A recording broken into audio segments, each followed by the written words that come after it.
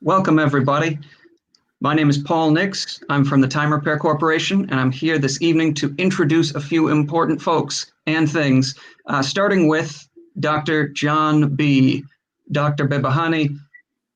Hi, Paul. Happy to be here today. It's fantastic to have you here. You represent the Canadian Open Learning Academy, correct? Correct. I actually already knew the answer to that one because we have been collaborating for some time. Part of what we want to introduce here tonight is just how we've been working together, how we've been devising this process, and how we want to continue developing Zero to Civ, which is the last thing that we want to introduce tonight. To get started, though, I would love to hear from Dr. John Behbahani. I've heard a lot of these stories before, but I'm just going to be prompting some of them so that we can get some of them out there. Tell me, Dr. Behbahani, how is it that you got involved in education? Well, it was a little bit of a personal back history of mine that linked into finding tutors and mentors in education that really opened the doors for me and opened my eyes on my potential and the directions I could take my education. Paul, I don't know if you're still there, but your video just disappeared. But I'll carry on anyhow. And through that process, I was fortunate enough to go on to do quite well in my academics, and I got into higher levels of education where I saw myself wanting to go to, but previously thought maybe there were a little bit of learning limitations in that aspect of it. And with that, I had the opportunity to come back and touch base with some of these mentors and tutors and see where the world of education was today versus where I first started off. And that was around the time when the education system in Ontario, the area where I was growing up in, was going to look through, and it still is going through quite a bit of a turbulent period in terms of classroom sizes, teacher strikes, and just high quality education reaching students and making them aware of their potential. So through that process, while I was reconnecting with the coronavirus situation, the COVID-19 situation was simmering, and it sort of blew up a little bit towards the end of the spring, and it really forced us to move in towards more of an online education adventure, which led up to the creation of the Canadian Open Learning Academy. And we were able to find a lot of partners who had the same vision as we did, and that's what brought us here. Fantastic. That is absolutely what I wanted to hear about. So when you talk about vision, what is it that you see for the Canadian Open Learning Academy, for the Time Repair Corporation, for schools in the future? What is it that you think we need to accomplish? Well, one of the things that currently, with the state of education and schooling system as it stands right now, is there's a big gap between what schooling is and what education ought to be. And in addressing a lot of that, there's a lot of layers of soft skills development, understanding how to learn, how to properly educate yourself on things that naturally resonate with your interests and talents, and being able to connect with the right mentors and teachers and tutors who can guide you down the educational pathway that you need to in order to get that level of self-actualization that you need in order to have a successful career later on. And with our connection with the Time Repair Corporation, we get to merge with the aspect of learning to learn, connecting yourself with your goals and how they connect with your environment and the people around you, and ultimately your community, and fundamentally changing not just the students themselves, but the education system, and making it something that's going to be sustainably minded and with a longevity in mind. And integrating with these factors, we are also keeping in mind the aspect of emotional intelligence that a lot of it trickles into the aspects of learning as well. So that's something that Cole is also mindful of as well in the things that we're going forward with. Fantastic. Okay, so this is exactly the intro that I wanted for tonight's evening. We just want to be able to dig into a little bit of who we are, what we're about, and what the point and the background of Zero to Civ is. And Zero to Civ, as I have been implying for a little while, it is our new open source digital teachers toolkit. Right when Corona started, I had in mind trying to dig into the actual problems, the actual experience of teachers during Corona times to find out what's going right, what's going wrong, and what's missing. And a lot of the responses and feedback that I got helped to shape the basic concept and idea of pushing forward and making an open source digital toolkit. But once we were speaking directly with Dr. John Behbahani and some of our other partners and collaborators, we saw that there was a direct need to do what the Time Repair Corporation has already been trying to do, which is to take the adoptable elements of the Finnish educational system and bring them to North America, bring them to the rest of the world, make them available. Because every time we see them being copy-pasted, one or two elements, just the ones they liked, so we're just going to put those in and hope everything works just the same as Finland. It doesn't seem to work. And we have a funny disconnect where either you have teachers from Finland who have effectively grown up in Finland and understand how Finnish teaching works, but may not necessarily get all of the nuance and detail and how bad it can be in the rest of the world in the educational front. Or you have people from outside of Finland coming in and identifying one thing, play as learning, and then just taking that and running with it and thinking that that's how you get these high PISA scores. And there's so much that is difficult to bring across, but that can be replicated. So I know my own background is engineering. I've been looking at this as a problem of mechanics and logistics. We want to be able to replicate certain features and certain properties. So we're going out of our way to figure out exactly how best to do that in other environments. And most of that, from the work that we've done together, most of this, and also from my observations during the last most of 10 years here in Finland, comes down to investment. As I said in a recent video, investment in and of students, teachers, and parents. Now, I have a quote that I would like you to respond to, Dr. Behbahani. It's one of my favorites. It's an old piece of proverb by our buddy Lao Tzu. If you wouldn't mind, just read through the quote and respond as you see it applying to education. Sure, I'd love to. By the way, I love Lao Tzu. So, tell me and I forget. Show me and I remember. Involve me and I understand. How does this apply to Zero to Civ, to the Canadian Open Learning Academy, to Time Repair, to everything we've been doing and putting together over the past months?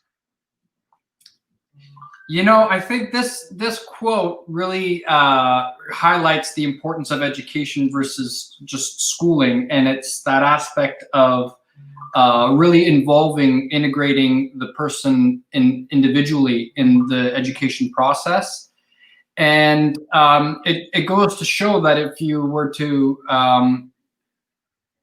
disconnect the individual with the education process, then they're only just superficially going through the education process and the schooling system. But if you get them involved in it, you're teaching them to fish. And so they're going to have fish for a lifetime, as opposed to just for 1 or 2 days that you're just giving them the fish. Going back to this aspect of from zero to civilization, it really touches back on that as well. And it's that you're not teaching a civilization, you're not just telling a civilization what they need to get to improve, to have a sustainable outcome. You're showing them, and you're getting them involved, and it's becoming a part of their natural development process and exploring their own innate creativity, their own innate drives and their instincts.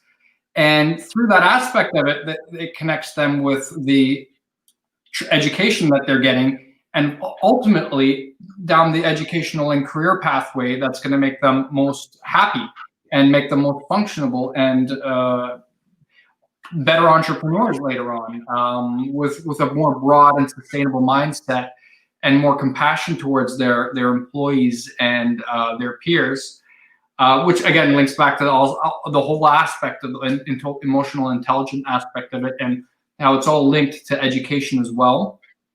And yeah, I think Lao Tzu nailed it right in the head, that quote there.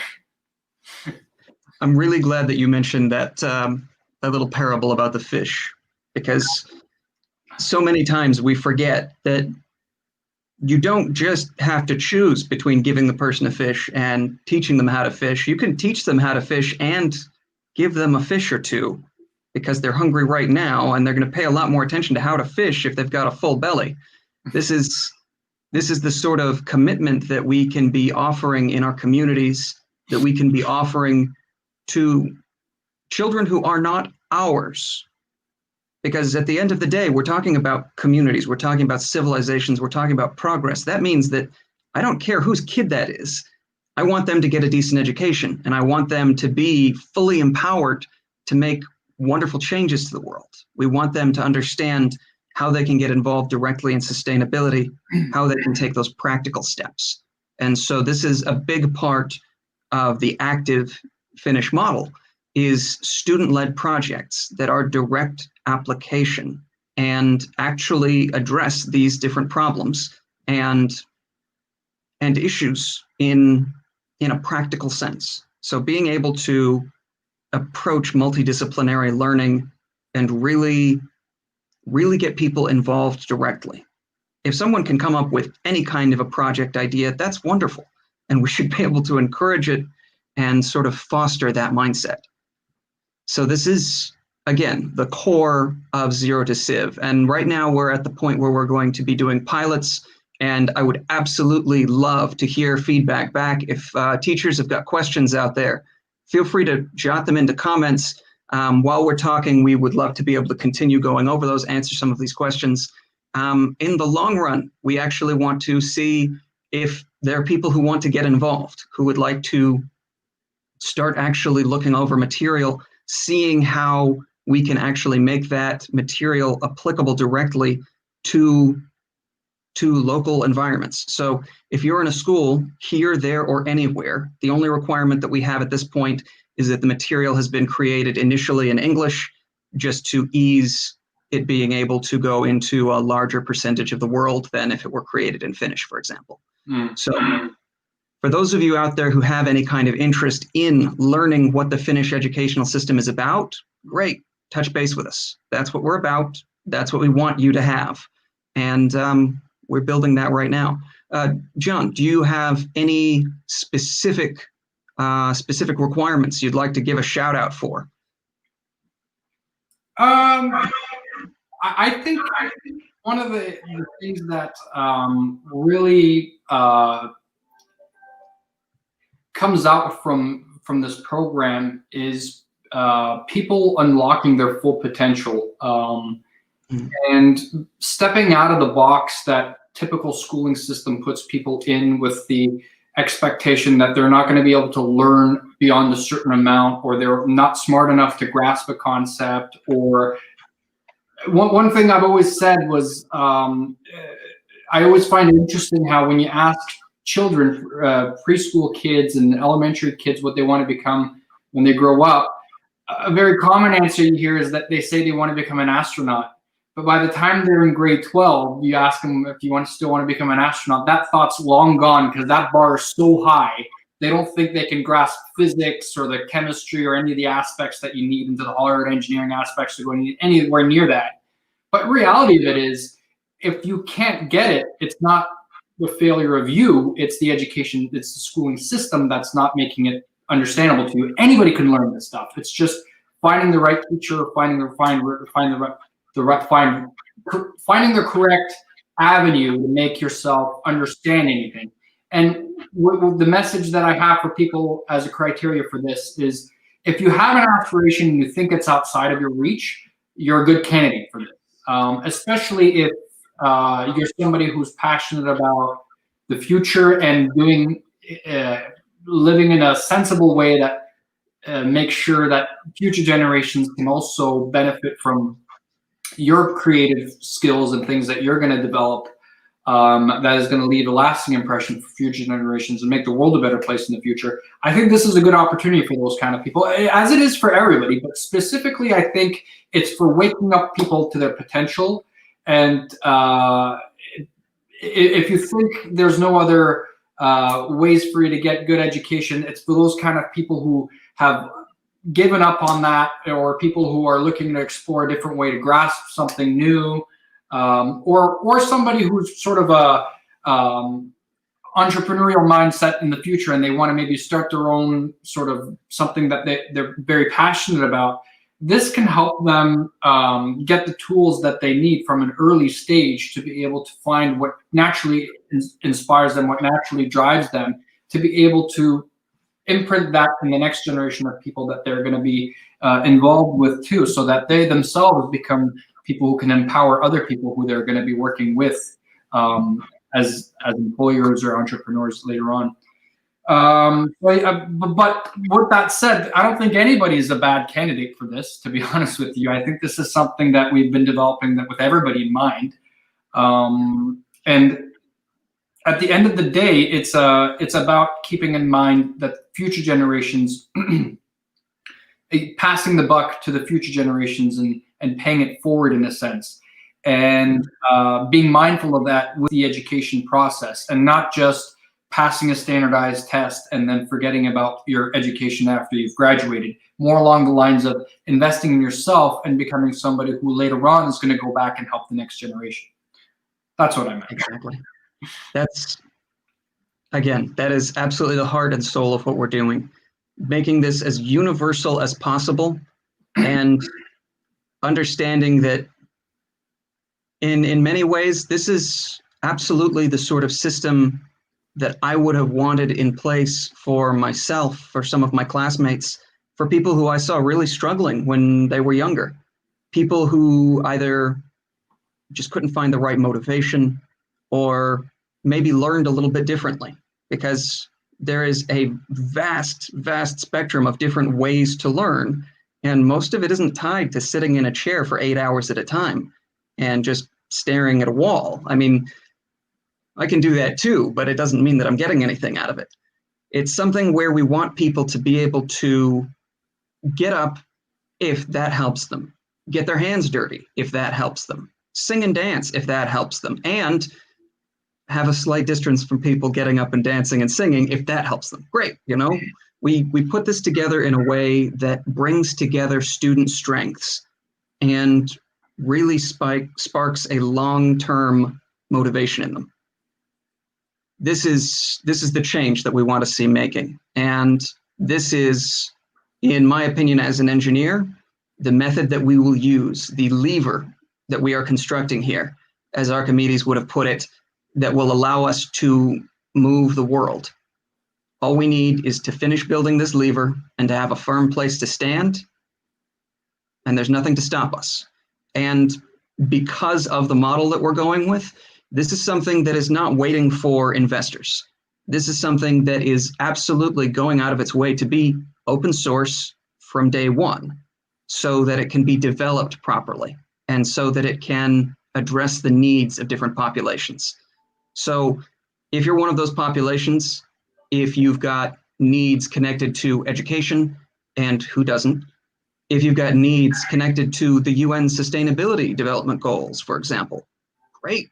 Let's dig in. Let's look at these things together. If you've got needs that are focused on just looking at the emotional health and well-being of people in your community, we have levels of anxiety and depression that have skyrocketed just during COVID times, and they were already high. Now is the time for us to start coming together as people and looking at these problems with a local lens. And because of that, I want to make sure that we can build a network that globally allows the kind of connection so that we can get best practices going all over the place. There's no reason for us to feel like we're isolated. I'm in Helsinki, and it's already dark. It's been dark for a long time. It's 8 o'clock here, so we've already been well into night. But during the winter, you're not cut off in Helsinki. In Finland, you can grab a bus to the center of town. You can get in contact with people. Now is not the time to do that because we've still got coronavirus to deal with. But once we've got appropriate vaccines in place, life is good, we move forward. What I'm saying is that all of us in the world can feel isolated from time to time. But that doesn't mean we are, especially with modern tools and technologies. We should be reaching out and making a difference in the sustainability problems that matter to us individually. If all you care about is the Great Barrier Reef, fantastic. You don't have to be in Australia. You have a computer, you're watching this right now, fine. You've got everything that you need to start reaching out to the researchers, to the people who are building solutions to help rebuild reefs, not only off of Australia, but throughout the world. This is the time for us to really, really show the kind of innovation that we are capable of as a species, regardless of border, regardless of background, regardless of creed or anything else.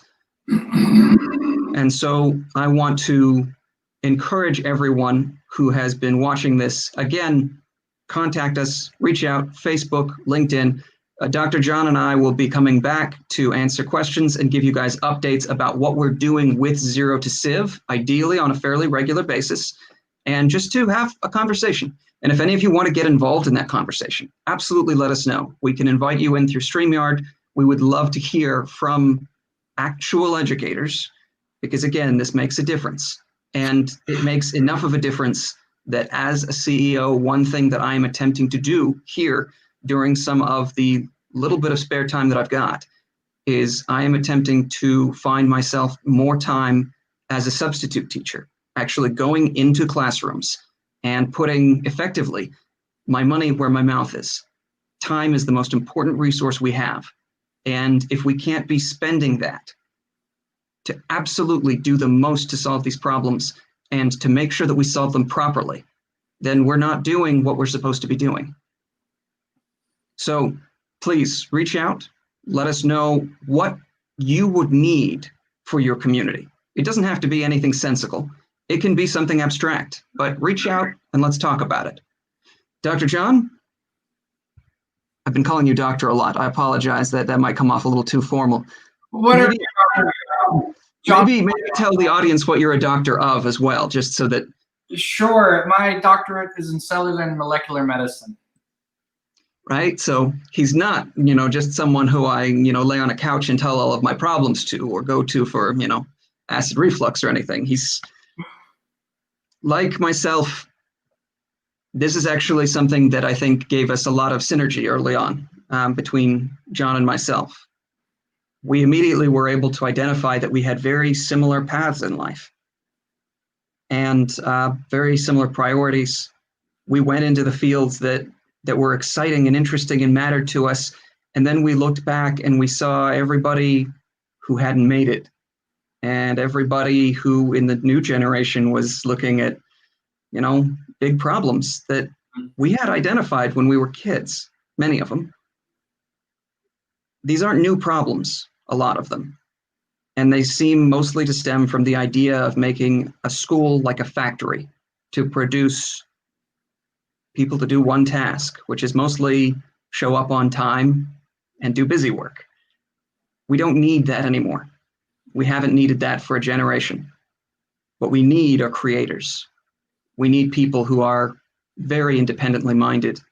We need people who can work together with very, very different people to find solutions that no one would have ever come up with. So pass on the message. If you're watching this video live, thank you for tuning in. If you're watching it non-live, thank you for tuning in anyway. Please feel free to share the link, spread the word, and help us get out there, because what we're building is something that is only going to work if we can make that appropriate grassroots outreach.